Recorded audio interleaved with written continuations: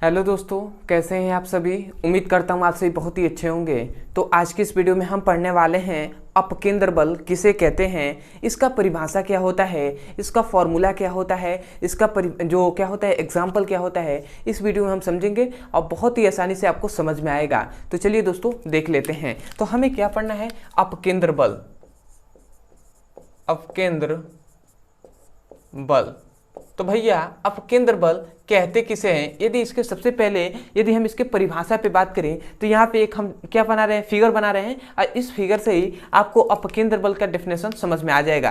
तो चलिए दोस्तों देख लेते हैं। ये मान लेते हैं ये कोई वृत्ताकार मार्ग है, मतलब ये क्या है, वृत्तीय मार्ग है, या हम कह सकते हैं वृत्तीय पथ है, या कह सकते हैं वृत्तीय रास्ता है। ठीक है, तो इस रास्ते पर इस मार्ग की मतलब इस वृत्त की त्रिज्या है r।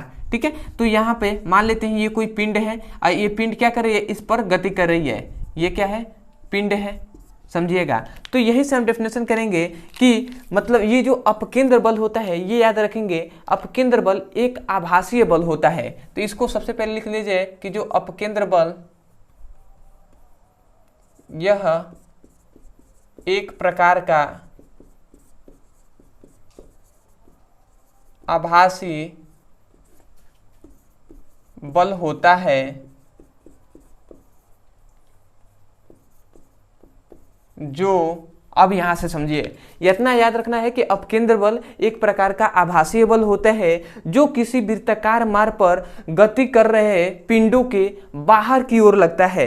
ये जो पिंड गति कर रही है ना, इसके बाहर की ओर जो फोर्स लगता है, जो बल लगता है, उस बल को ही हम अपकेंद्र बल कहते हैं। तो यही कह रहे हैं कि अपकेंद्र बल एक प्रकार का आभासीय बल होता है जो किसी वृत्ताकार मार्ग पर गति कर रहे पिंडों के बाहर की ओर लगता है, उस बल को ही अपकेंद्र बल कहते हैं। तो आपको यहां से डेफिनेशन बोलना है, ठीक है, कि अपकेंद्र बल एक प्रकार का आभासीय बल होता है जो किसी वृत्तक मार्ग पर गति कर रहे पिंडों के बाहर की ओर लगता है, उस बल को अपकेंद्र बल कहते हैं। तो आशा करते हैं आपको यहां से समझ में आया होगा। तो मैं यहाँ पे डेफिनेशन लिख दे रहा हूं, ठीक है। तो यहां तक लिख दिया गया है कि अपकेंद्र बल एक प्रकार का आभासीय बल होता है जो किसी वृत्तीय मार्ग पर गति कर रहे या गति करती हुई पिंड के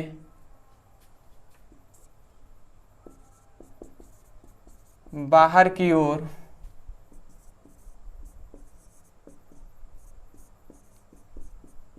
लगता है, तो उस बल को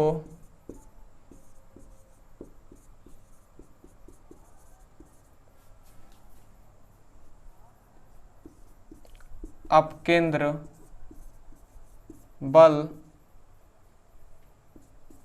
कहते हैं। ठीक है, तो अपकेंद्र बल का हमने डेफिनेशन लिख दिया कि अपकेंद्र बल क्या होता है, एक प्रकार का आभासीय बल होता है जो किसी वृत्ताकार मार्ग पर गति कर रहे पिंडों के बाहर की ओर लगता है। मैं यहां से चाहता था कि आपको डेफिनेशन क्या हो जाए, याद हो जाए। ठीक है, उसके बाद अब डिटेल में हम बात करते हैं कि अपकेंद्र बल का यदि हम फॉर्मूले पे बात करें तो इसका याद रखेंगे, इसका फॉर्मूला होता है, अपकेंद्र बल को F से दर्शाते हैं तो F इक्वल टू होता है mv²/r होता है। ठीक है, अपकेंद्र बल का ये फॉर्मूला हो गया। तो अब यहाँ पे आता है कि भैया यहाँ पे जो F क्या है, वो क्या है, M क्या है, V क्या है, R क्या है। तो जो F है वो भैया अपकेंद्र बल है। अब आता है कि M पे, तो याद रखेंगे, इस कलर से लिख दे रहा हूँ कि जो M है वो क्या है, पिंड का द्रव्यमान है या वस्तु का द्रव्यमान कह सकते हैं। अभी क्या है, जिस वेग से ये गति कर रहा है जो पिंड, उसका वेग है, तो ये क्या है, v वेग है। और r क्या है, वृत्त की त्रिज्या है, जिस वृत्ताकार मार्ग पर वो गति कर रहा है उसकी त्रिज्या है। तो r क्या है भैया, r है त्रिज्या। तो ये 2-3 पॉइंट्स आपको ये पता होना चाहिए कि ये क्या है। ठीक है, तो मान लेते हैं ये जो पिंड है इसका द्रव्यमान है m और इसकी त्रिज्या है r, और याद रखेंगे इसका वेग है v। तो यही तो हमने बताया, तो इस पॉइंट को आपको याद रखना है। तो इतना हमने जान लिया। अब आते हैं कि जो अपकेंद्र बल होता है इसका जो एग्जाम्पल क्या होता है। तो यदि हम इसके उदाहरण पे बात करें तो यहाँ पे मैं लिख दे रहा हूँ एग्जाम्पल। तो सबसे पहला एग्जाम्पल याद रखेंगे, सबसे पहला एग्जाम्पल ये होता है कि जो वॉशिंग मशीन होता है उसमें हम जब कपड़ा डालते हैं और कपड़ा को धुलाई करते हैं तो जो बाहर की ओर क्या लगता है, जो बाहर कचड़े निकलते हैं, ठीक है, जो धूल कर निकल जाते हैं, वहाँ पे कौन सा बल लगता है, तो वहाँ पे अपकेंद्र बल लगता है। ठीक है, तो ये भी लिख देंगे कि वॉशिंग मशीन, ऐसे लिख सकते हैं, वॉशिंग मशीन में लगने वाला बल। ठीक है, तो वॉशिंग मशीन में लगने वाला बल हो जाएगा क्या, जो वॉशिंग मशीन में लगने वाला बल होता है वो हो जाएगा जो ऐसे कह सकते हैं कि एक और होता है कि मान लेते हैं कोई भी व्यक्ति है और वो चल रहा है, ठीक है, गाड़ी में बैठा हुआ वो चल रहा है, तो क्या होता है वो आगे की ओर झुक जाता है, जैसे ही गाड़ी रुकती है तो वो आगे की ओर झुक जाते हैं, तो वहां पर भी क्या सा बल लगता है, तो वहां पर भी अपकेंद्र बल लगता है। तो उसको भी मैं लिख दे रहा हूं कि कार में बैठे हुए व्यक्तियों का आगे की ओर झुकना। ठीक है, तो कार में बैठे हुए या किसी ट्रेन में बैठे होते हैं तो अचानक से ट्रेन जब गाड़ी रुकती है तो वहां पे जो क्या होते हैं वो आगे की ओर झुक जाते हैं, तो वहां पे भी कौन सा बल लगता है, वहां पे अपकेंद्र बल लगता है। अगर आपने देखा होगा कि झूला होता है तो जो झूले के चारों ओर क्या होते हैं, देखेंगे कि वो जब झूला क्या करेगा, झूले पे जब वो क्या करेगा, चारों ओर राउंड करेगा, तो क्या होता है उसके बाहर की ओर जो फोर्स लगता है, और ऐसे कह सकते हैं झूले की ओर जो क्या होता है, झूले पे गति करते हुए जो पिंड या कोई भी व्यक्ति है तो वहां पर भी क्या लगता है, अपकेंद्र बल ही लगता है।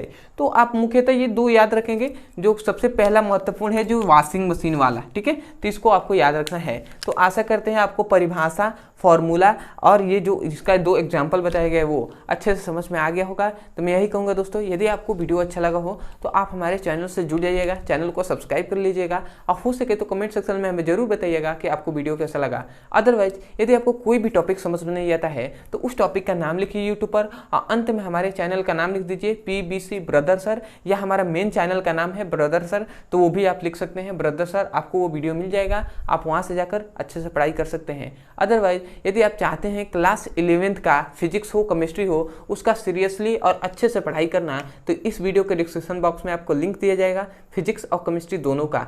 उस लिंक पर क्लिक करके आप चैप्टर वाइज सीक्वेंस में एक एक करके वीडियो को पढ़ सकते हैं और अपने सुंदर से नोट्स बना सकते हैं। तो चलिए दोस्तों, आज के लिए इतना ही, मिलते हैं अगली वीडियो में, तब तक के लिए धन्यवाद। जय हिंद, जय भारत।